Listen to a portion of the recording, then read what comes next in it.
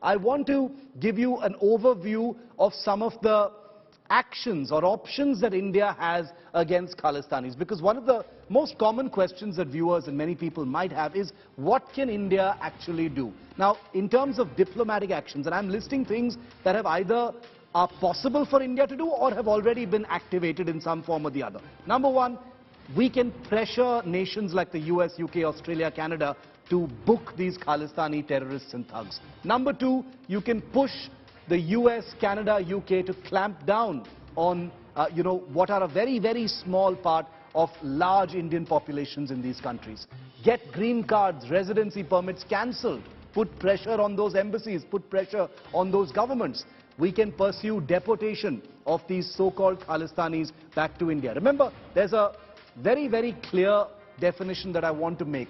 There are many who try and conflate Khalistanis with the larger Sikh population in these countries. Nothing could be further from the truth, viewer. Never fall for that narrative.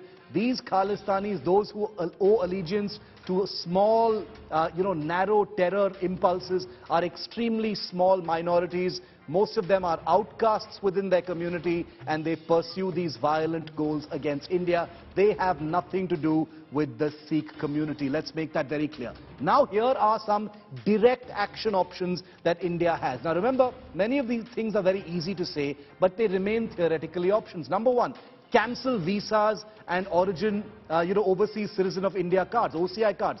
Get the Indian government to cancel them. Identify these people, surgically find out where they live, cancel their visas and residency permits. Number two, seize their properties. Find out who these Khalistani thugs are in London, in Toronto, Brampton, San Francisco, wherever. Find out what their linkages are back here in India.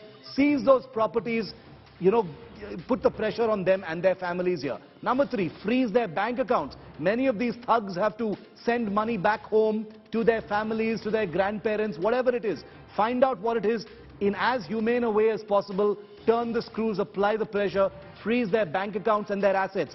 Once you start clamping down on the money, see how these cowards fall in line. Number four, and this is something that's theoretical, and this is what these 4 deaths have been blamed on India: covert assassination operations. There's always the